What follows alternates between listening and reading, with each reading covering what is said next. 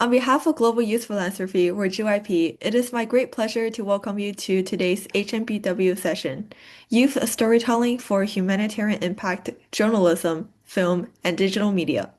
My name is Mullen, and David Wang and I will be your host for this seminar. We are both co-chairs of the GYP Student Board for 2026. Hello, David. Hi, Malin.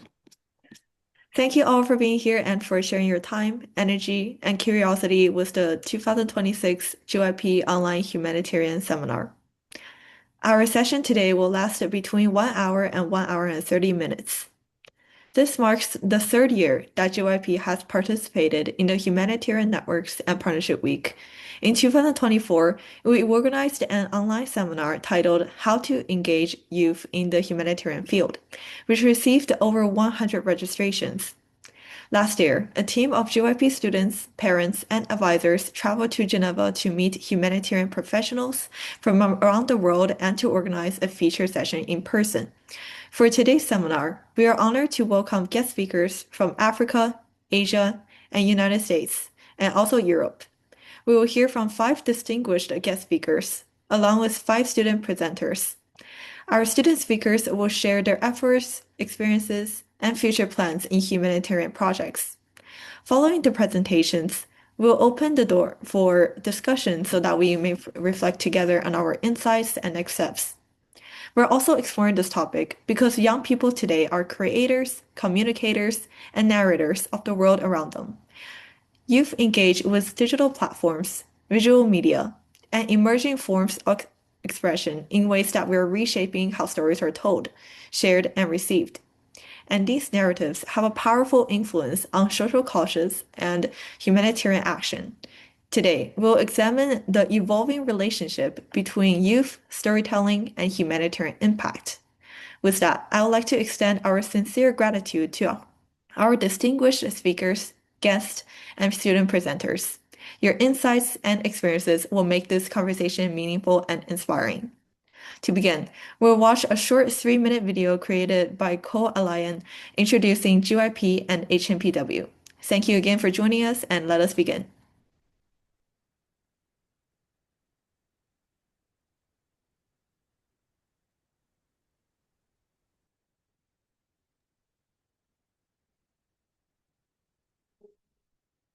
Each year, the Humanitarian Networks and Partnerships Week, HNPW, brings together global leaders, frontline responders, and innovators. But among them, a new voice is rising: youth humanitarians. We focus on 3 core objectives. The first one is learning, which is providing youth with the knowledge and the tools to engage in philanthropy. So first of all, what is Girls for Change? Girls for Change is a student-led organization that focuses on involving young people in humanitarian aid. And so our main objective is to help young women in need around the world through donating necessities and providing these cultural exchange opportunities. And the second main point that we try to focus on is experience. And that is encouraging young people to expand their world views. So in the previous presentations, we looked at the role of local policies involving youth in humanitarian fields in a more general sense. And now I would like to zoom in on a particular humanitarian issue, which is the preservation of Indigenous languages, and discuss how certain policies, strategies, and the role of the education system can engage youth in this humanitarian field as well. So our impact is that we have partnered with the Rivers Foundation in South Africa and the NTCEF, which stands for Northern Thai Culture and Education Foundation, to provide necessities to the young women in those regions. And we have also built cultural exchange opportunities with these foundations, such as interviews with the organizers in order to promote greater understanding of humanitarian work. So essentially how this works is we'll raise money in the places that we operate, and then the money will be donated to these foundations that will later provide the necessities to those that we aim to help. And so far, we have done a couple of bottle drives, and we have raised around $3,000, which has been donated to provide necessities to young women in these places. Today's youth aren't waiting for permission to lead. They're already doing it. And spaces like HNPW are helping make that possible. If you're a young person wondering where to start, this is the place.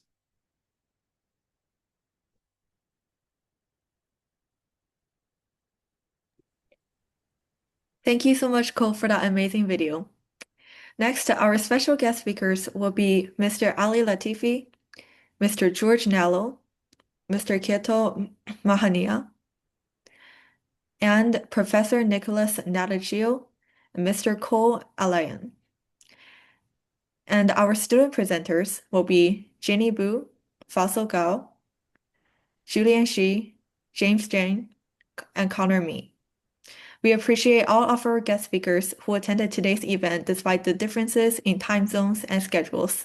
Our speakers may be joining this meeting during very late hours, so due to this reason, some of our guest speakers may arrive late to the session. So we'll have our guest speakers to share first. So first of all, let's welcome Mr. Latifi, Asian editor of the New Humanitarian, originally known as IRIN News. It's currently an independent, nonprofit news organization specializing in covering crisis and disasters. Ali currently lives in Kabul, where he was born, before moving to California as a child. Since his career began in 2007, Ali has reported from Washington, D.C., Greece, Turkey, Qatar, and Afghanistan, along with other locations. Welcome. Thank you for having me. I have to say, listening to your introductions and to the video, I was really appreciative because I think I really liked some of the terms that you all used, saying that young people now can be storytellers, they can shape the narrative, and they're not waiting for permission. Uh, they're becoming leaders themselves. And so I think that that's really sort of invigorating and important. And I think that, if we're going to go forward in this idea of humanitarian journalism, which to be honest, like, I guess I was doing that before I joined TNH, but I think working at TNH, I sort of realized, some very sort of important things about. I always had these sort of questions and suspicions about the humanitarian sector, just living in Afghanistan and sort of seeing sort of the inequities and inefficiencies and just wondering why does this keep happening. When I lived in the United States, I remember the headlines about Hurricane Katrina in Louisiana and hearing how even there, like FEMA and things like that, were mismanaging these programs. And I just wondered why does nothing change? Uh, why do these things keep happening? Why are they still so inefficient? And I think that given again what you all were talking about earlier about sort of the multitude of formats now that young people can report through, whether that be visual or audio or text. um, I think one important thing to keep in mind is to start holding these different organizations to account. You have so many organizations that will say, for instance, we've been in this country for 30 years, we've been in this country for 60 years, and you just sort of have to wonder, why is that? Is that really a point of success? Is that really something that you want to brag about? Or does that show that you're kind of keeping a system going? Shouldn't your goal be to sort of become obsolete? And I think given sort of the way young people speak now and the way they're so willing to sort of point out the facts and hold things to account, I think now is a great time to sort of go forward with thoughts like that, with questions like that, and really challenge people. A couple of years ago, I interviewed the Red Cross in Afghanistan, and they said that they were so proud. They're like, we've been here for 30 years. We're the only, our clinic in Kabul is the only facility in all of Afghanistan that can treat prosthetics. And it immediately clicked to me. I'm like, wait, isn't that a failure?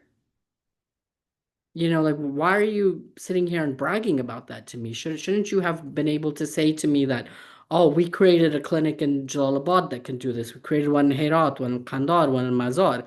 Why is it that 30 years later, you're still the only one, in a country of 30 something million people? And I think if we sort of watch the way that young people now embrace the media and use it to hold people to account, to sort of like expose different facts, to explain things to people. I think like young people today, they're very good at expressing themselves and you know, if they feel passionate about something, getting that across, whether that be in like a 3 minute, 2 minute Instagram reel or TikTok video or like an hour-long YouTube video or, a 2-hour podcast. And so that's something that makes me very happy is that, I think that young people today, they're very good at expressing their points and really sort of honing in on those points and trying to get those points across to their audience. And again, in whatever sort of time span or format that they may choose. And I think that, sort of humanitarian journalism really lends itself to that. I think, there are a lot of questions that can be asked. There are a lot of points that can be explored. Um, and the other thing that I would encourage people who want to go into this field is to try and report from your own communities, report from where you're from, because for too long, we've had journalists just parachuting in from the UK and Australia and, Canada and the US and all of these places who don't really, they don't understand the societies, they don't understand the cultural context, they don't understand the religious context, they don't understand the languages. They sort of come with these very sort of cliche talking points that come from, the State Department or Downing Street or, whatever university they attended and don't really sort of get at the heart of the matter and get to sort of like the personal and the human. Because I think one thing we need to realize is that, yes, all of our situations are very different, right? They can be they are vast and complex, but there are certain sort of human characteristics that uh, transcend society. There are issues that transcend society. They may look different in one place compared to another, but if you do your job well, you can connect people by showing them that certain challenges, certain struggles, certain triumphs, they're common. Like the specifics may vary, but the larger issue. I always give the example way back in like 2013, 14, 15. I helped a friend of mine. She's a documentarian. She was also Afghan American, born in Afghanistan, went to the US when she was young too. Um, I remember when I saw her, she's like, "Oh, I'm making a documentary about Afghan women." And I was very scared. I was very hesitant because she asked for my help. I thought, "Oh my God, this is going to be another typical cliche." Um, and I went with her to Turkey to interview one of her subjects, to like follow one of her subjects who had to flee the country. Um, I went with her when she interviewed a then parliamentarian in her home in Kabul. And when the final film came out, I was so happy because what the film was actually, yes, it's two women, it's a female parliamentarian and a female journalist, working being a female politician, being a female journalist is difficult anywhere in the world, right? Like there are challenges to that, whether you're in New York or Delhi or Kabul, right? Or Nairobi. Um, and part of what the film was actually about was these two women who are working mothers trying to sort of balance working in these very difficult situations. One is covering a war, one is a politician in the middle of a war, but at the same time, they're also trying to deal with, for instance, the journalist, she had to leave Afghanistan because, she was widowed at a young age and her children were terrified for her. And eventually she had to leave, go to Turkey, and ended up in Germany. I remember she kept saying, Ali, if it wasn't for my kids, I would never do this. I'm happy I can figure a way out there. But her whole thing was, because of my children, I have to sort of sacrifice my career and my success, um, for the betterment of them. And she said, like, she felt like, she missed so much of their lives because she was, always working and in these difficult situations. And for the female MP, she eventually sent her husband and her children to Australia, and she remained in Kabul with one of her children.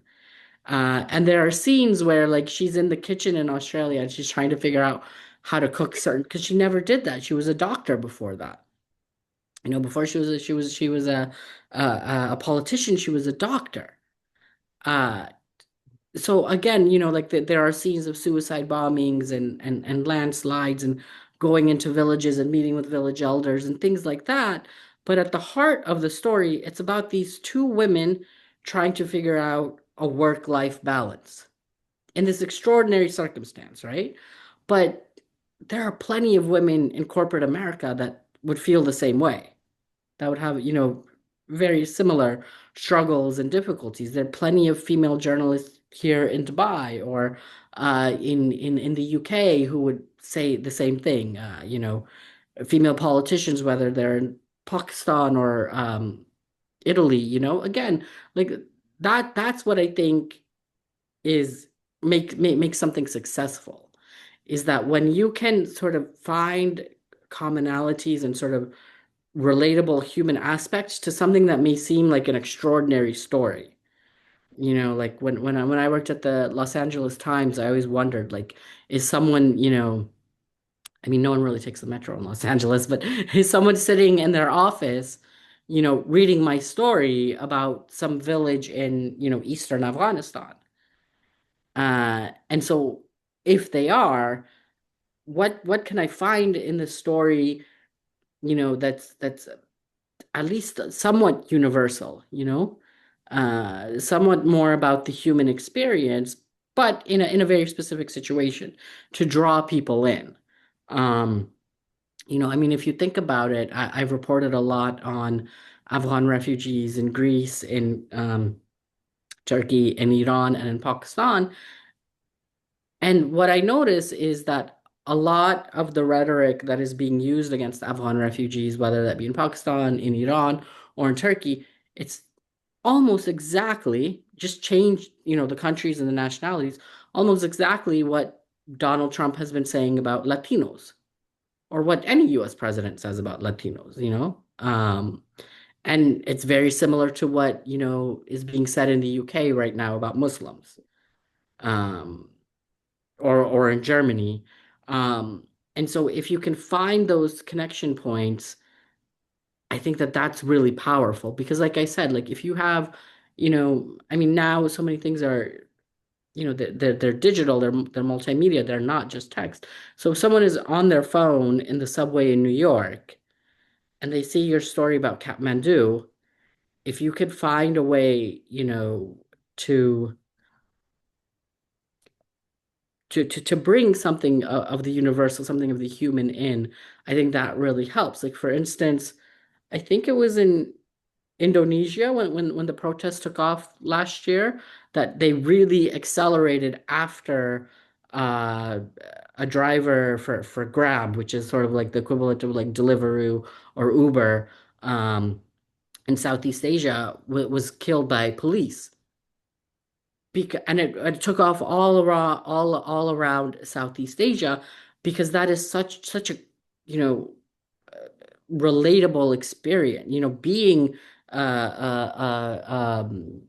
what do they call it? Like a gig worker. It's such a relatable experience to young people today. And again, that experience is relatable to someone, who would bring me my Deliveroo here in Dubai, and it's relatable to someone who would bring us like Uber Eats in the US. Um, and that frustration of having to do this work and still not feeling like you can advance while politicians and such are getting all of these handouts, and their families are living these great lives. That is something that yeah, it's specifically about Indonesia, but I promise you, if you run that in New York and you have the right angle, people in New York will eat that up, and they'll be like, oh wow, like that's they're not necessarily being killed by cops in New York, but that struggle and having to go through that, and you know, uh, just that concept of being a young person who feels economically disenfranchised. That's something that so much of the world can relate to right now. Especially now that we have this idea of quote unquote Gen Z protests. You know, um, a lot of these sentiments, whether it's Pakistan or Bangladesh or Nepal or Iran or Venezuela, and I'm sure, parts of, Los Angeles or New York can relate to a lot of these things. So I think that, that's something that's really important. Like we need to get beyond sort of the textbook explanations of places and people. We need to get beyond what would, CNN would usually say, what the Department of State would usually, sort of that official, all of these sort of cliche. I can name the cliches about whatever country, and try to get more at the relatability, at the human, at the universal. And I think a real part of that is being able to report from within your community, or a community that you have real lived experience and understanding of.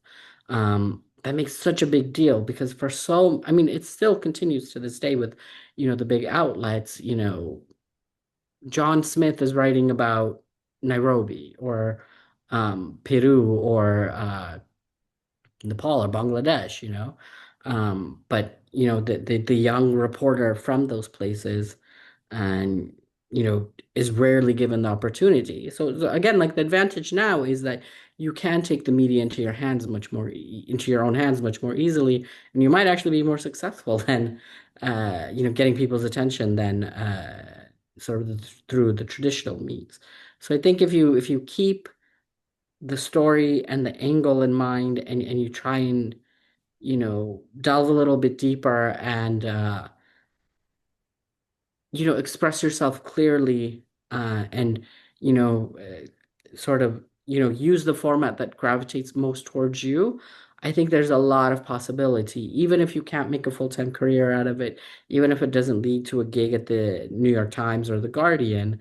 um, you can still make an impact, and you can still reach people, and uh, you know that's something something I didn't have when I was coming up. It wasn't anywhere to this level, and I think that's something that's really exciting and interesting. And like I said, like that's what I appreciated in all of your in the introductory comments in the video, was that it seems that you all understand that and are moving in that direction. All right, thank you so much. And I really appreciate your motivation to find out why things around the world is kept happening again and again. And also your ideas from working in the field and how young people can make a difference through their approaches. And it is also inspiring to hear about your example of the difficulties that the two women are going through, and also like people around the world. So it was really also really touching to hear about why young people are rising to world crisis. And I also agree with the fact that we need to go like off the textbook with the news and changes that we're doing right now. All right. Thank you so much again. Okay. Let's welcome Mr. George Nallo, who is the Executive Director and founder of the Education in Crisis, or EIC, and in the Global Education Crisis again. So he is the EIC's headquarters in Austria, and it operates in 5 African countries. So let's give it a hand. Thank you so much.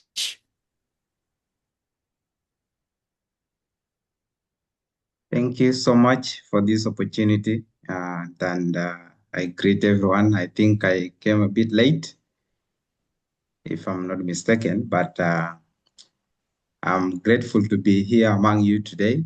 And my name is George Omer Nalo, the Executive Director of Education in Crisis. So it's an honor really to be part of this great and amazing event that has been organized by the Global Youth Philanthropy, which has been a very long-term uh, organization with a great vision to amplify the voices of youth in humanitarian contexts of different places. And I am always happy to be part of such events.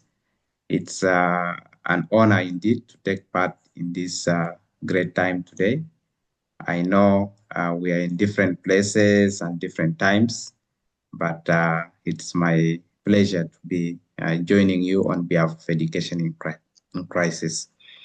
We are an organization that operates, that is first of all led by youth from 8 African countries who come together and are united by one vision, which is to make accessible the quality education to those who are left farthest behind. And as you know, some people might be knowing about the context of Africa specifically as a general, which is always usually has been known to be a continent of poverty, continent of great problems and all this. So such an event, which is with the title Youth Storytelling Humanitarian Impact, Journalism, Film, and Digital Media. This is very crucial. It's where we have very life experiences, where we work in 5 countries. And in the context of Sudan, for example, which is really a crisis setting, it is the world's largest humanitarian crisis. And it has more than 10 million children out of school. So this is not just that they are learning in difficulty, but it is an absolute crisis that they are undergoing. The whole generation almost, their hope is put on all their dreams and everything else. So it puts them at risk. And it's not that really they lack potential or something of the sort, but it's that their stories have not been heard loudly enough. I don't know how many people here have heard maybe more about Sudan, apart from the journalist, I think, who has just spoken before me. Then that already gives us a green light that the more we are able to learn from different people, it's where the media is actually making it more easier to hear about a certain country or a war that has been started somewhere. Unlike those days, whereby a country just fights its own struggles without anybody knowing or something of the sort, or a certain region conquers the other. So we were not having the opportunity to learn more about such but today the media is different. It has offered a very great platform for many of us to be able to interact with the global world, to know what is happening on the other side. This is why today this theme really resonates with our work very much, whereby where we are working in crisis settings, for example, Sudan, just I gave you, the stories that are being told, they are maybe told by UN agencies, maybe by us and all this, but then in a setting or in a condition whereby this person who is facing the challenge, for example, a Sudanese youth facing a challenge of learning or getting an opportunity to continue with his life normally because of the crisis, what about if these stories were told by these people by themselves? So citizen journalism, where I think many of us know about it, could be something, if it was well encouraged, everyone of us would be interacting with the live story from somebody who is living it, not someone else telling their stories. If I told my story, it might be more making sense than when someone else is talking about my story, because the way they will understand my experience may not be the best way they will put it out there, other than myself actually putting it there. So sometimes these stories, many times, are not being told by the people facing the crisis themselves. Yet, when a young girl, for example, documents a life story telling us maybe how, or they write about how they walk a very long distance to school every day and coming back to a center maybe which has been established by Education in Crisis. If these stories are put together to form a film, it gives that opportunity for somebody to hear about this person directly. And then sometimes when these children have access to such platforms, or this kind of youth have access to such platforms, they feel that they may be contributing to building their societies, because who knows the reactions from the global people who listen to these stories. So it changes now from you realize that such a person having such a platform, their mindset changes from being or seeing themselves as victims to actually seeing themselves as the potential agencies of change. So that is the power of having that platform, which media actually is part of. So film in humanitarian context and youth being involved, there is a great impact that is involved. And as the first speaker or the former speaker said about it, owning that localization in terms of telling your own story from your own context that you actually understand better proves more better than someone else coming to try to fit into your society to understand you first so that they can rightly put out the information there. What if this humanitarian context whereby these youth are reached, they are empowered, maybe with the tools to be able to tell their own stories. So that way, that pulling back the rope from somebody holding it, and then we bring it and we give it back to the communities, the people facing these challenges, they will be able to expose these kind of gaps by themselves, not by journalists maybe coming from somewhere else. Then these films actually can make these stories to be more of human than somebody, maybe, for example, today there is a lot of AI.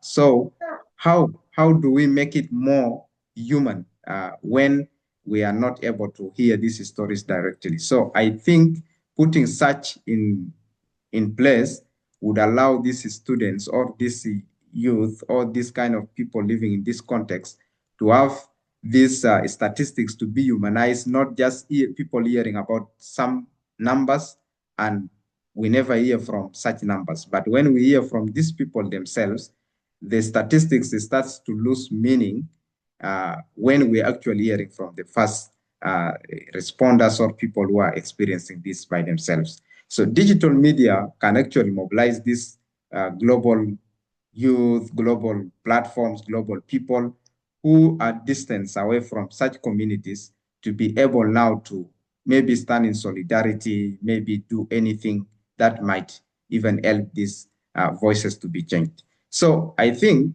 the data helps us, okay, in a humanitarian context to tell us what's happening and all this. But then the stories that are now told help us to tell us or to answer the why part. And as young people, we are always positioned uniquely because we have different experience, maybe from the people who have lived before us or something of the sort. So people are able to tell what is happening now because this is a young person experiencing something now with the understanding of now, other than someone who has lived before us and then maybe their understanding is for those years. So we are able to tell the stories authentically enough to make the understanding even more better, especially when the digital platforms have even come in. So our own experience that when we are able to tell them, I think the generations agency now it shifts to become something that they have owned, and it becomes something that it will be of sustainability in terms of humanitarian impact. So we must not just provide services, for example, as organizations. I think as education in crisis, we have been at forefront in trying to talk about the localization, how local people can lead their own changes. But we as organization, we try to now get mobilized support to amplify these people's, this kind of communities, we amplify their voices so that these are people who own their stories, but not read maybe from textbooks as somebody already mentioned. So when we empower the humanitarian youth in such context with cameras, pens, books, microphones, or any other tool, we are able to tell them that from the distance, we can stand with you. We have heard your stories, and we want even to hear from more people in the same community. So that way, they start coming together and they transform their own communities. They shape the policies around them and actually participate in conversations that are meaningful to them. So at EIC, we believe that education is healing, and storytelling is an advocacy part of it. And then when education and storytelling meet, there is great transformation that actually comes to happen. So this is why our partnership with the GYP really becomes a very strategic power tool that we use or we can use because when we work together, the impact is actually greater. So I am very, very fortunate enough to have taken part in this event, and I'm really hopeful that we can continue to collaborate, especially with humanitarian actors, to listen deeply to young people's voices so that all the youth that are invisible, the global, who are left actually out of the global conversations are being heard right from in your comfort of where you are. So it's again a pleasure to be part of this event, and I think this is what I prepared to just share with you in mind. And so I am happy again to continue collaborating with you. Thank you so much for listening. Well, thank you so much. And we also appreciate having you with us here today as well to share about your progress and your insights. And it is very exciting to hear about you and EIC's efforts to provide efficient education against crisis, poverty, and all that through the power of youth. And I also agree with the fact that we need to like further spread awareness about the crisis that countries are experiencing right now through the current mobile digital medias or platforms. And again, thank you for your support and such an inspiring message. And now let's welcome Mr. Kito Mahania, a co-founder of the Next Humanitarian Networks on HNPW. Kito is the operation coordinator for Help or HELP Logistics, Hamburg, Germany. And he has a master's degree in humanitarian logistics and sustainability supply chain management. So welcome. Thank you. There once was a colony of field mice, and they would spend the entire autumn gathering food, seeds, nuts, berries, and storing them in their home in the stone walls. And they all worked very hard, except for one. He would sit around and look at the world, just taking it all in. And they asked him, what are you doing? Why are you not collecting any food? And this little mouse was called Frederick. And he would tell them, oh, I'm gathering sunlight for the cold, dark winter days. I'm gathering colors for when the winter is gray. Or I'm gathering words for when the days are long and we'll run out of things to say. And so the winter arrived and they spent their days feasting. They'd stored food. They were doing very well, but it was a long winter. And the food supplies became low and the mice felt cold and they had nothing to talk about until they remembered what their friend Frederick had said, and they gathered around him and asked him for his supplies, his stock. And he began to tell them about the stories and the colors, and the mice started to feel warmer and vividly pictured the colors in their minds. When he finished, the mice applauded, calling him a poet, savior, and he bashfully says, I know it. This is a short children's story by Leo Leoni, the field mouse, Frederick. And now the motivation is not to sit to the side while your friends do the work and then tell them stories later. No, the motivation is around the value and the impact that stories have on a community. And it's partially the work that I do myself. My name is Guillermo, and I work in the humanitarian sector. I work with Help Logistics. We do supply chain support for humanitarian organizations, but I specifically work with thought leadership, which is around policy advocacy, about making a change. And specifically this year, we've been focusing on really operationalizing localization within the supply chains. Now, when I tell people I'm working in the humanitarian sector, they say, oh, humanitarian, you're going to save the world. You're going to change it. You're going to make it a better place. And my fellow humanitarians always laugh a little bit, sadly, because we really won't change the world, unfortunately. We're just addressing the symptoms of some of the bigger problems that are out there. I realized a few years ago that humanitarians, we won't change the world. Who can? Who will move the world are the people who can move the hearts and minds and souls of the people around them. That's poets, that's musicians, that's artists. People who can tell a story about the world around them, whether it's my cousins in Kinshasa, my friends in Helsinki, or my colleagues in Amman. And this is something that I'm very happy to say I'm not the only one to have realized. People across the spectrum, and even One from GYP shared almost these same words earlier today. Lucy, in an earlier HNPW, quoted, "Art does something that words alone cannot do. It bridges cultures and languages." Stories are something that can actually move people in ways that really few other things can. Even now, concretely, in this very operational role that I have within the Thought Leadership Initiative at Help Logistics, we host a deep dive with local leaders over the takes of 2 days, maybe, to identify challenges, maybe 3. Analyzing it takes 2 weeks. Writing and designing a report around it, policy recommendations, takes around 2 months. But designing the story around those recommendations, around those solutions, making sure the story is told in the right way to the right person in the right place at the right time can take years if it ever comes together.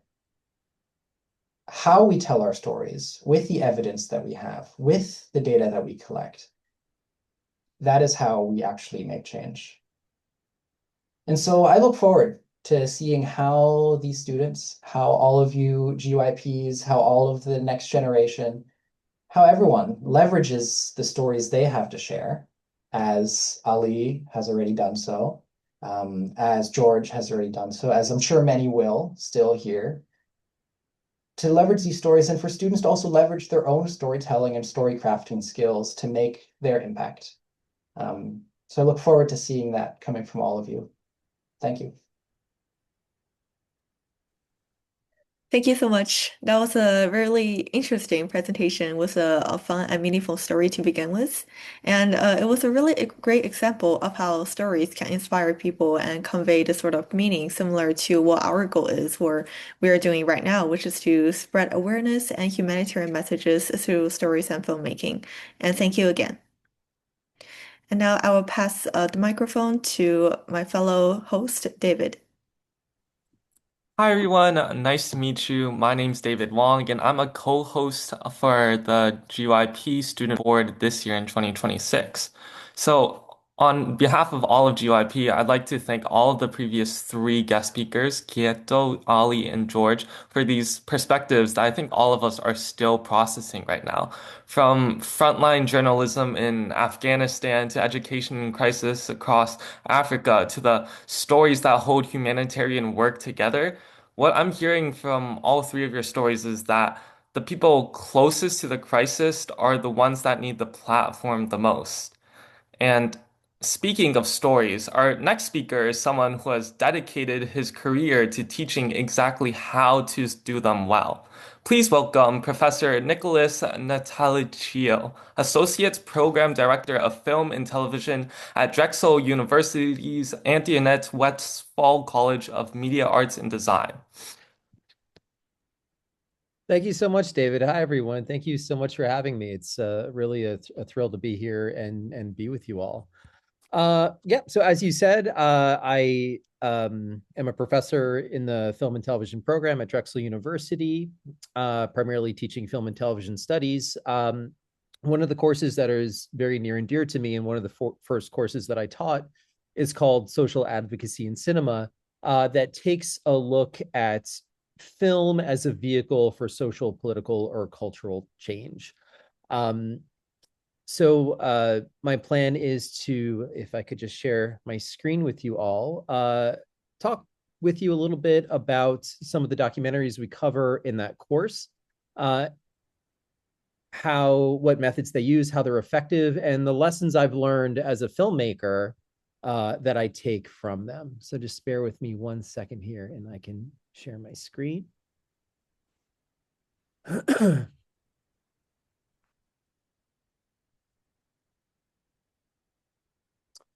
Great. Hopefully you all can see that.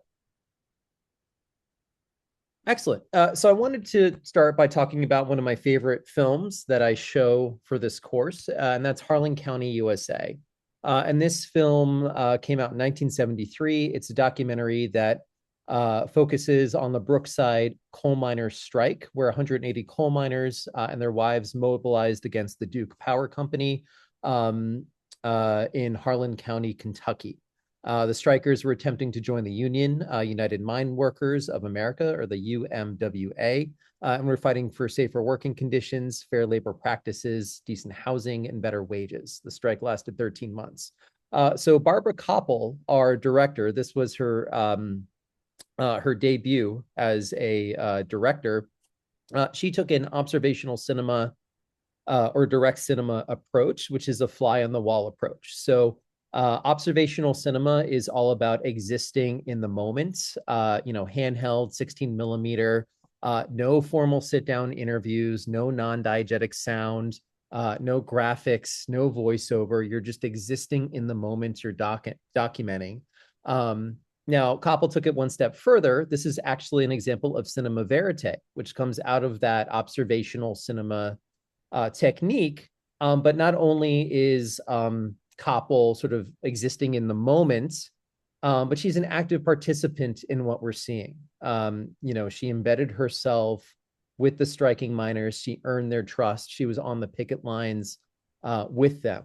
And this actually culminated with her sound person giving the sheriff a warrant for arrest for one of the subjects of the film, right? But for me, it's a wonderful example of that cinema verite documentary tradition, which once again is all about trying to capture truth through cinema, not through formal interviews or, our orchestral score or graphics or archival footage. And she does break some of the rules. She does use some of those things, but it's about being in the moment, existing in the moment, and being, for her, an active participant in the film. I also show The Thin Blue Line, which is a complete rejection of the observational cinema or verite approach, right? And this film came out in 1988. It's an American documentary film directed by Errol Morris about a man named Randall Dale Adams, who was sentenced to death for the murder of Dallas police officer Robert Wood. And Morris goes out to prove his innocence in this film. And Morris also set out, as I said, to reject the verite approach, right? So when Koppel was handheld, in Harlan County, USA, handheld, existing in the moment, interacting, this is all formal interviews, right? This is all sit down formal interviews with a very cinematic approach. And since there was no actual B-roll, it's all reenactments, right? Once again, a rejection of that verite approach. And because of that,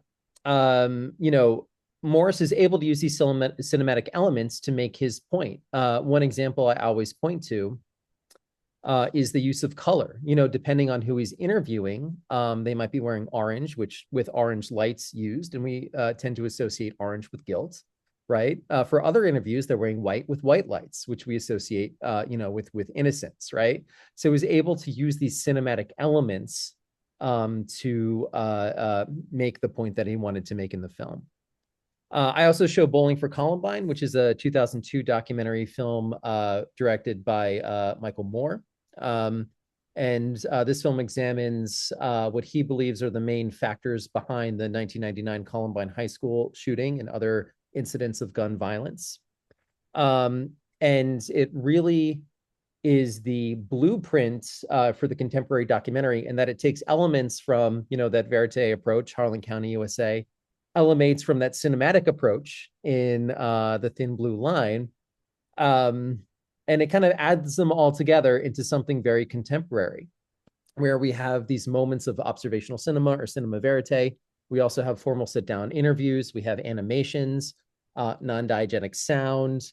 We have popular music. We have voiceover narration. So it's sort of a culmination of other documentary traditions that came before it. And the main takeaway, I have this quote here from Moore: people don't want medicine, they want popcorn. Entertainment is the big dirty word of documentary. And if anything, Moore's films are always entertaining because he was able to take all those prior elements, add them all up into something that's very contemporary. The last film I show is For Sama, and this is a 2019 documentary film produced and narrated by Wad Al-Khatib and directed by Khatib and Edward Watts. The film focuses on Khatib's journey as a journalist in the Syrian uprising and her husband, who is one of the few doctors left in Aleppo, as they raise their daughter Sama during the Syrian civil war.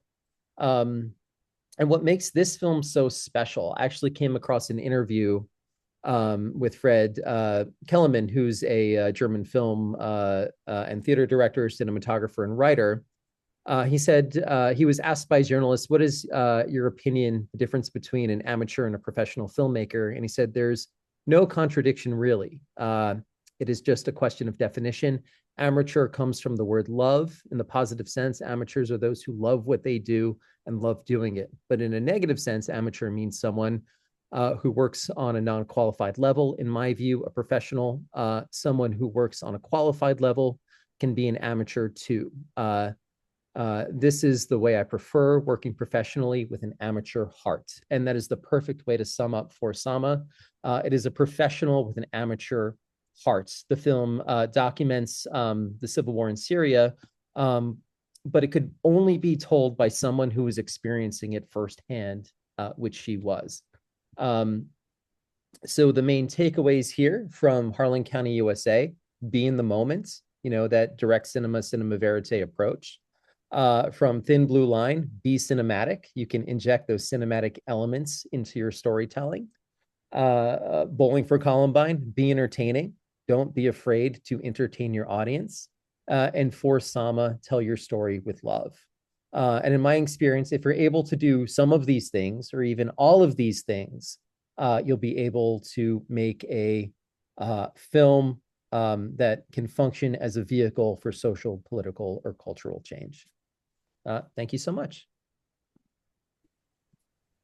Thank you so much, Professor Natalikio. Hearing the craft and intention behind great storytelling really puts into perspective just how much thought goes into these films that moves us. And now our next speaker is going to show you what that looks like in action. He didn't study film in college. He hasn't had decades of experience. He's a high school student from Menlo Park, California, one that has won many awards for film.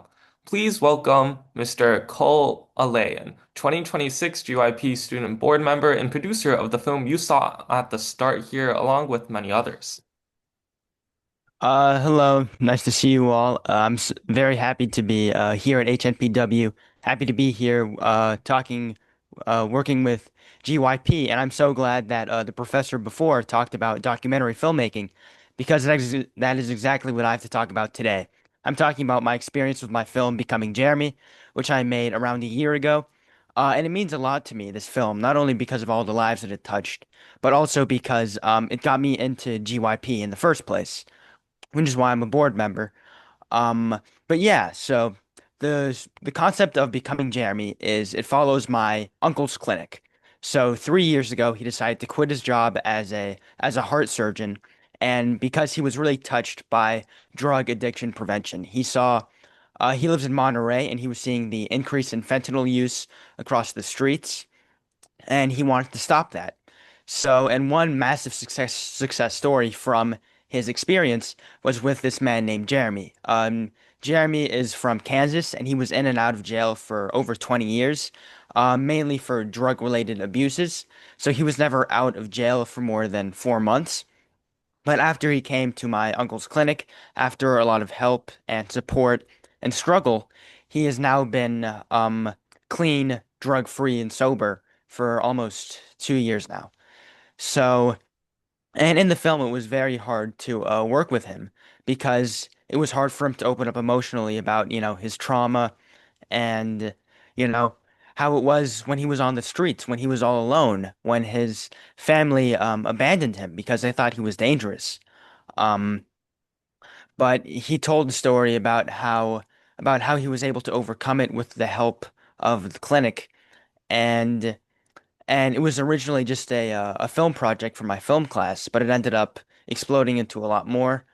I ended up submitting it to over 300 film festivals just because it's a numbers game, and I've gotten into 40 so far. The first one I ever won was from GYP, but yeah, it's aired in front of thousands of people now.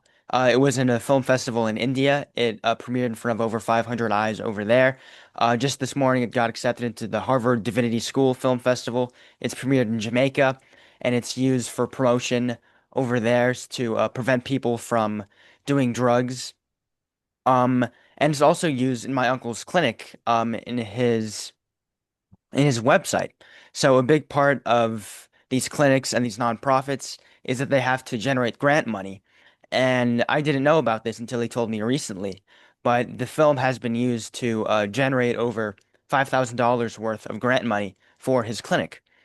Um, and beyond just, the bigger scope of, film festivals and premiering in front of people, it's also about how it has impacted Jeremy himself.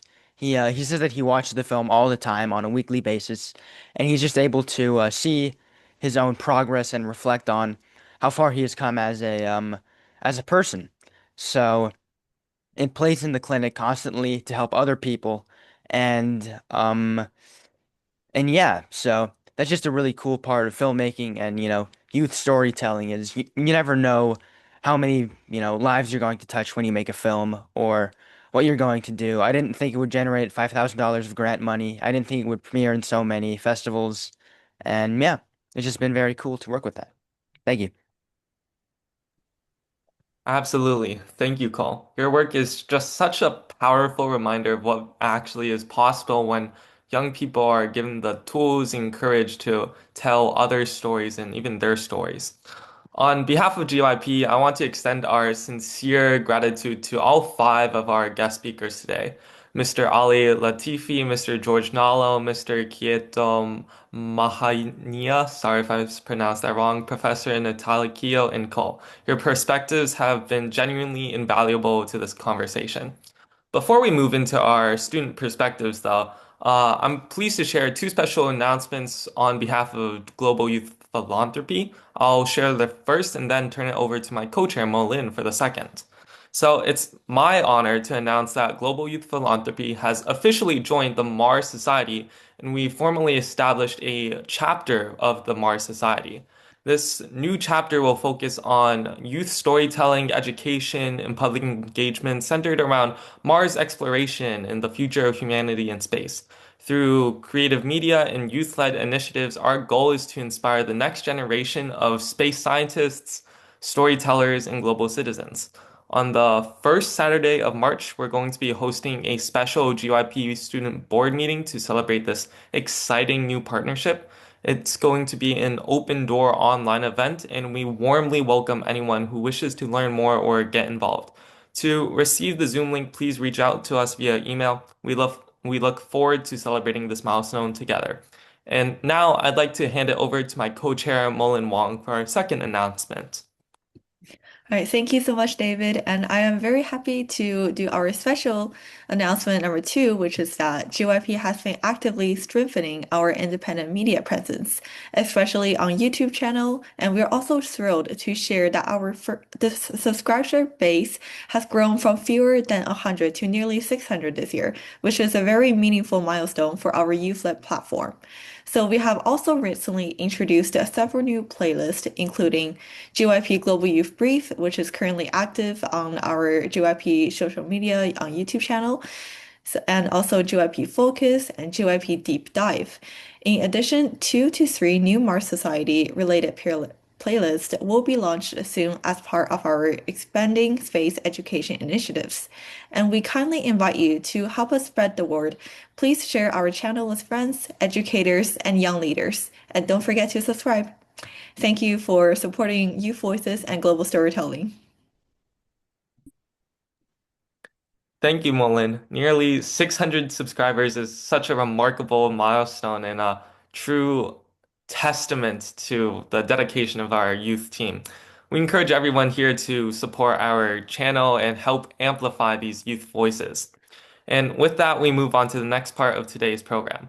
Our GYP student researchers have spent the past several weeks examining the theme of the seminar, Youth Storytelling for Humanitarian Impact, from 5 distinct angles. Today, they'll be sharing their progress with you. First up is going to be Jenny Boo, who's going to open us up and explore how storytelling raises awareness and drives action.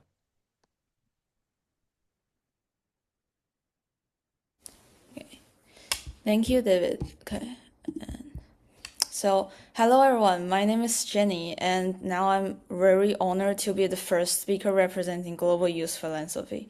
So, as Molin said before, this is a significant moment for us because this marks GYP's third year participating in the Humanitarian Networks and Partnerships Weeks.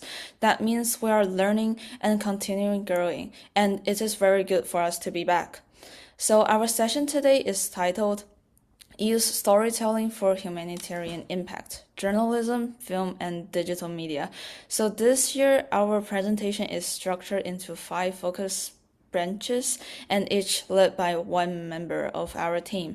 So first, I will speak on from story to action, turning awareness into impact, and next, Fasto will discuss journalism, telling untold youth stories. Then Julian will present the emotional power of short humanitarian films. After that, James will cover digital media and social platforms. And finally, Connor will conclude and each of us will have around 3 minutes to present. So over the past years, so GYP students have been incredibly active. So we've already connected organizations such as the Mars Society with global audience, amplifying their stories around the world. So we've built year-long projects that align directly with the HNPW's annual topics. And our reach is truly global. So Global Youth Philanthropy has established student-led clubs branches in the United States, Canada, and China so that young people from different corners and different cultures of the world are coming together using the power of storytelling to drive change in their local communities while thinking and contributing globally. So we also have a YouTube channel called GYP Brief, and it is a youth-led news series that shares humanitarian opportunities, stories, and issues from all around the world. And we are so proud to share that we have built a huge influence with a subscriber base that is growing every day as young people tune in and learn how they can make a difference through it. So now I'm gonna pass it to Fasto to share more about our next topic called journalism, telling untold youth stories. Okay, thank you, Jen. So my name is Fausto, and my topic is journalism telling untold youth stories. So I have a question here. What humanitarian issues are often overlooked by adults? So I think many of the issues exist in the daily life of young people, for example, in schools, online spaces, and local communities. Since young people could experience this directly, they would notice problems that traditional media overlook, especially those affecting marginalized or young populations. So how do we bring attention to these stories? So one powerful answer is youth journalism. Firstly, youth journalism often highlights macro-level humanitarian issues. For instance, inequality inside a school district, lack of mental health counselors, or refugee students feeling isolated, or unsafe community spaces. A real example of the youth journalism is Teen Ink. If you wanna go to the next page, it's on the next page. Hold on.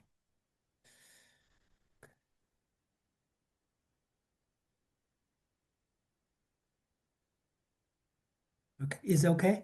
Yeah, it's okay. So for example, like it's called Teen Ink. It is a platform founded in 1981 where teenagers could publish their own articles and stories. Unlike traditional media, the content is written almost entirely by the young people themselves. So on Teen Ink, students write about mental health struggles, academic pressures, identity issues, discriminations, and challenges in their communities. These topics may not always make national news, but they deeply affect young people's daily lives. So Teen Ink here shows that young youth journalism is more than writing. It is a way for young people to express their thoughts and bring attention to humanitarian issues that adults often overlook. And secondly, youth journalism is different from the film and online media. Film relies heavily on the visual storytelling and often requires amount of funding, editing, and distribution. Journalism, however, is faster, is more direct, and is more accessible for everyone. It is focuses on the interviews, evidence, and real-time experiences, and it can be published quickly through the school newspapers, blogs, or digital platforms. And film and online media often focuses on the large-scale humanitarian issues, crisis, which is wars, natural disasters, international conflicts, because these stories attract national or global audiences by powerful images. Traditional media could also spread out fastly with the advantage of the internet, but youth journalism brings something equally powerful without the requirement of anything, but their thoughts and mediums. So in this case, journalism can spread out fastly and have equal accessibility by all the people without the requirement of any tools which films and social medias need. So to sum up, by its convenience and accessibility with the low costs, youth journalism is significantly different from the traditional news and films, while always presenting the genuine humanitarian issues reviewed by the young generations. Thank you.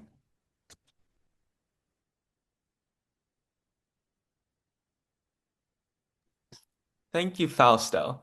Next up, Julian Shi is going to be making the case for film, why a short film can move people in ways that statistics and reports simply can't. Thank you. So today I'll be presenting and talking about the why film is such a powerful tool for social impact, based on the case Becoming Jeremy, which made by Cole. This film is really meaningful and interesting. So I have like basic 3 points. So first, I want to talk why film humanizes the social issues. So firstly, film turns abstract social problems into lived and vivid human experience. So for example, like issues like juvenile detention or addiction are just often reduced to labels or statistics, which we can reach it that is really intangible and we can't feel anything about the truth. So I made a connection to the film with Becoming Jeremy. That Becoming Jeremy centers one individual's face, voice, and emotional state, and the cultural shift, allowing the audience to connect with Jeremy as a person rather than just an intangible like case or character or whatever. So I think the social impact is obviously that so empathy has the power to replace judgment. And secondly, I want to expand on film can challenge stereotypes through a narrative. So like what it means, like story can actively disrupt stigma. So what I mean by that is social impact films frame characters as evolving, not just fixed by their past. So in the film made by Cole, Becoming Jeremy, the narrative focuses on transformation, culminating in the message. I don't just look at the cover, and directly confronting how society has the power to judge people with similar backgrounds.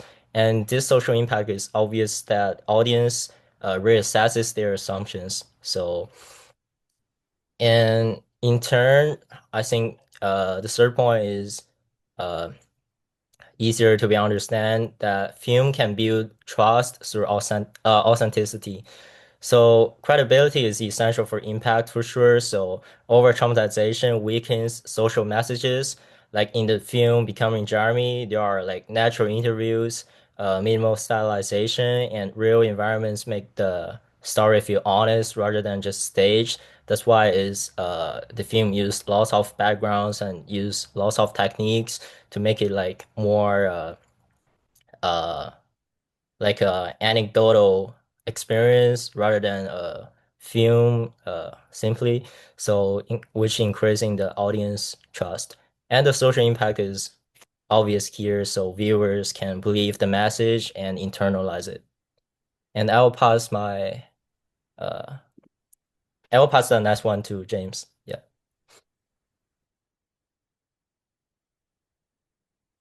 Thank you, Julian. My name is James, and today I'll be covering the shift to short form storytelling and digital media. So, next slide, please. So, when we talk about the shift to short form storytelling, humanitarian storytelling used to mainly come from, those big institutions such as newspapers, TV networks, etc. And by all means, it still does. But now it's happening more and more on those big social media platforms like TikTok and Instagram, especially for youth. And that means that anyone with a phone can document something and share it instantly. And that shift gives young people a lot of power. I think we underestimate how much impact we actually carry in our pocket devices. Next slide, please. So, I think there are a few reasons why social media works so well for humanitarian awareness. Well, firstly, obviously, it's very accessible, like I highlighted. You don't need professional equipment or media company behind you anymore. Not to say that it won't benefit your content. Like certainly, professional setups will greatly enhance the quality of content you put out there, and that will keep viewers engaged to the message you're actually trying to put out there. Secondly, the algorithms on all apps now, they can take a local story and push it to a global audience within hours, right? People are always online. People are always on these platforms, and a post can reach millions under the right algorithm. Lastly, I think seeing a video creates a lot more emotional connection rather than, reading a text, reading a newspaper, right? When you see someone speak directly towards us as if we were having a conversation, I think oftentimes more than not, that has more of an impact than just throwing around a few random statistics in our faces and expecting us to to feel empowered for action. I think the human connection is what actually creates, empowers action. Next slide, please. So, when we talk about real impact of youth storytelling, during these last few weeks, I've interviewed various other humanitarian groups and those who are rather experienced in this field, and I think that I've gained a much better youth perspective on these subjects. One specific person I spoke with was actually the head of my school's journalism club, and he gave me an insight that really stood out to me. So he shared that recently an alumni, an old boy from the school, he asked him to help find a specific person in the yearbook, and like he's to find specific pictures of this person, and this yearbook goes all the way back to the early 1900s. And at the time these photos were taken, they probably felt ordinary, right? They were just a snapshot of a random event in the moment in time. But now, decades later, they actually hold much deeper meaning to the people now. And I think his point was that the students who took these photos didn't realize it in the moment, but they had actually shaped great community memories and school pride for generations to come. And this really reframed the impact in my eyes and how it's not always immediate, but sometimes storytelling, it takes place now and we're telling you all of these experiences, but the effect may actually only surface years later. Next slide, please. So, in terms of the future of digital youth storytelling, one of the most common subjects that I noticed while conducting these interviews was, well, what will young storytellers need most moving forward, right? I asked once again the head of journalism club, and his answer was actually quite simple. It's really just authenticity and experience. Experience is very important because platforms like Instagram, they can spread misinformation rather quickly, which makes credibility very, very important, right? To reach an audience is pretty easy now. Again, talking with the algorithm, if you know how to reach audience, but that doesn't always mean that your information is reliable. So, digital platforms, they're a great tool to amplify your voice outwards. There's no doubt about that. But your experience is what actually backs up what you're talking about. And if youth are going to play a real impactful role in humanitarian storytelling, it will have to be about consistency and personal experience over a lengthy period of time. Now I'll be passing over to Connor Me to sum up everything that we've talked about today. Okay, thank you, James. So throughout kind of our presentation today, I think we talked a lot about how youth journalism can shed light on these hidden stories and how digital platforms can allow these stories to travel further and also to reach wider audiences. I think with this ability also comes this responsibility to be able to tell these stories ethically. And so at GYP, there are three responsibilities that matter most for us as youth storytellers. So the first one focuses on telling these stories with people, not just about people, which I think a lot of people brought up today as well. As youth storytellers, especially, I think we often work closely with these communities we're talking about, which means that we need to be careful and respectful. This means, for example, a story should be shared with consent, and people should have a say in how their story is told. This is because people deserve to know where their story will be shared and how their stories will be used. At GYP, we try to make sure people are involved in telling their own stories as they participate in this storytelling process. This second responsibility focuses on protecting dignity. Humanitarian storytelling sometimes focuses only on struggle because that's what gets often the most attention. But when we only show hardship, we can end up reducing these people to just one difficult moment in their lives. Responsible storytelling means then showing this whole person, including their voice, their strengths, their goals, their whole story, not just these challenges they face. The aim isn't to make people feel pity, but rather to help understand and respect others. Our third responsibility is centers around accuracy and context. Especially today with these short videos and quick posts, stories can easily get oversimplified. However, real humanitarian issues are much more complex, and so responsible storytelling could mean checking facts, listening carefully, giving enough context. This matters especially for youth storytellers, as people often see us as these authentic voices, and with this also comes the responsibility to use these voices responsibly. So what GYP aims to model then is ethical storytelling that in practice could look like youth journalists verifying stories before publishing and taking the input of those whose stories are being shared, filmmakers involving participants in the storytelling process, and digital creators using platforms to inform, to tell the stories rather than just to go viral. What's important is that we're creating a platform to be able to champion more voices and to allow them to be heard rather than simply speaking about others.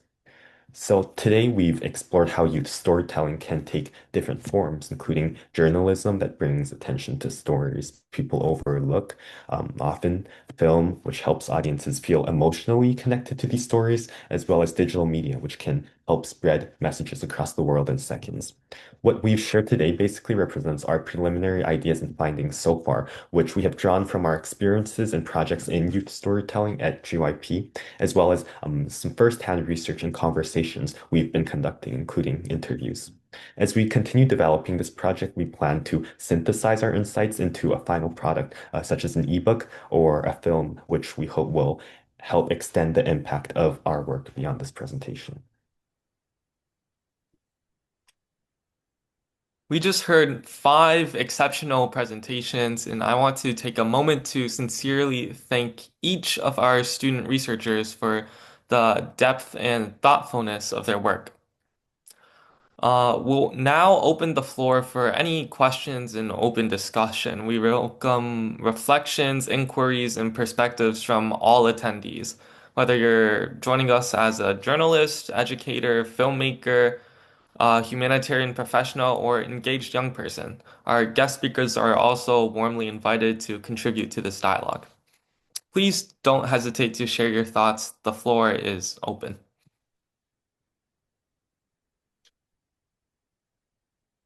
I guess I could just begin with a question I was having while watching some of the presentations. Especially, I'm not sure, is Miss this is kind of directed towards Mr. Nago, if you're here.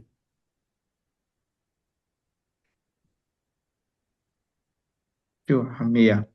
Oh, okay, that's great. So I think something I was really interested in when I was listening to you talk about your presentation was kind of this concept of citizen journalism and seeing like people be able to tell their own stories rather than just having stories being told about people. And I was especially curious and wondering if you could elaborate on how like this type of storytelling, especially citizen journalism, could intersect with education in humanitarian context, because I think something you really emphasized was the importance of this intersection between storytelling and education. But I was just wondering, like, where do you see these two kind of reinforcing each other? Thank you so much for this great question. It's a good one. Well, citizen journalism in the context of humanitarian view, specifically when the crisis hit, the first people that are present and witnesses to what has just happened or something of the sort are usually the, the people in the region, in the people who are living in the same area. So when they are able to talk about what has happened, the experiences they're experiencing, or who is involved and why, and all this, the perspectives from this are different from someone who is coming outside this region to first understand about what is happening, and then they have to report. Yes, the challenge is that the people who are reporting from their own experience, they may not professionally have the language to put the information out there, but the people who listen to such stories usually have the way they can understand what this person is saying, because this is the first time or the first hand information they're talking about. So for us in Sudan, for example, in the context of Sudan, where it is very difficult, first of all, to access internet, for example, you realize that someone can easily record. That's why I gave an example of a young girl documenting her life, maybe walking a long distance to a center we have created for temporary learning space, where they document what happens on the road, uh, what they feel like. Sometimes you find that they give you a diary and they want you to talk about or to document these stories in a better way. So when we bring out this story and we put it on our website or somewhere else, where it is being seen or heard by other people, the awareness part, the story becomes, creates that advocacy that someone is able to put together the information and easily can respond in a different way. So the interlinked with education is that at the end of the day, they are raising awareness about what is happening, and we are transforming this awareness into impact when we're able to give platforms or we're able to get these stories amplified out there. That's what I think someone presented from GYP about turning the awareness into impact. So we are trying to say that the people reporting about this in that experience that is happening, maybe someone has seen the crisis, somebody's mother has been killed or raped or something of the sort, specifically in Sudan's context, because there are really sad stories on front line as we speak. There are a number of women have been raped, the children have been killed. These times, maybe the husband is killed and the wife is spared and raped at the same time. So these stories, when they are being told by the survivors themselves, I think the power of that story is more than someone coming out of this place to understand first what happened, because they have to report what they have had. But this person has to report, or they're reporting actually what they have seen or they have experienced. So citizen journalism could give us information that is almost the first-hand information, rather than someone depending on someone flying in and then they have to talk about it or something of the sort. But then actors like us or frontliners like us, organizations, when we discover that we can help in terms of amplifying these stories, these first-hand stories, into something that somebody can understand, or even put them out there on platforms that would not have been possible without such connections, then we make this awareness a part of an advocacy that anyone else around the world can be able to understand. So at the same time, this could be part of education program whereby it gives hope to somebody who has known that my story is out there and somebody maybe is responding to what I am saying or something of the sort. So I am not sure. I hope I have made sense in this context of the question. Thank you so much. Thank you so much. I think that's really important, and I think that makes a lot of sense.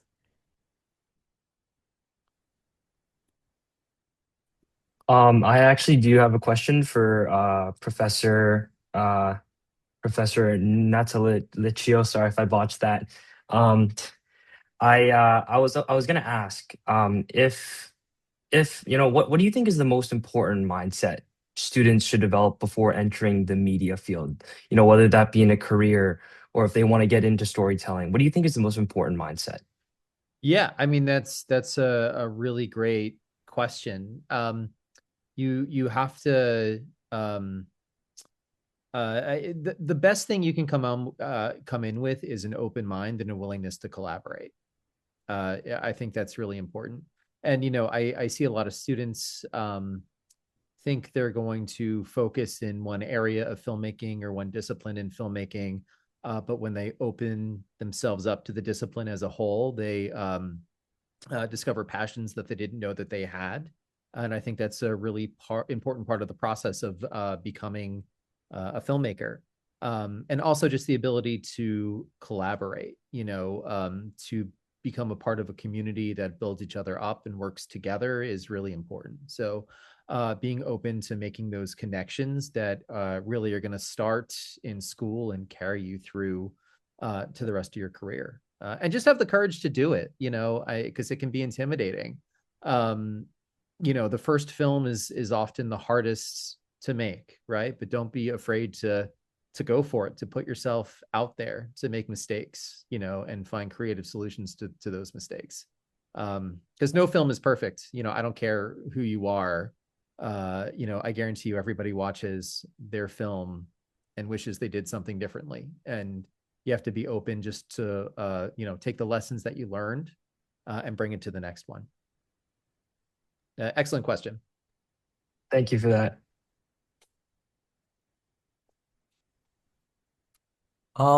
Seeing that it is 5:31, I think we should be ending the Q&A session right here. Just really quickly, on behalf of myself, Mullen, and the entire GYP Students Board, thank you all for coming. Thank you to our guest speakers, to our student presenters, and to every single person that has joined us today from across the world. Stories have power. Your stories have power. And this room, this event is the proof that young people are not waiting for permission to tell them. If you still have any other questions regarding any events or any presenters or any topics discussed today, please email us, Global Youth Philanthropy, and we'll make sure to try to get back to you and connect you with someone that can respond to that. Again, thank you all for coming here today. Thank you. Take care of yourselves, keep creating, and we'll see you at the next one. Thank you so much, and thank you all to our speakers and participants today for sharing the advice and progress to achieve the same goal of spreading awareness. And it is very awesome to hear about how everyone is doing and how everyone is working towards that goal. Thank you so much.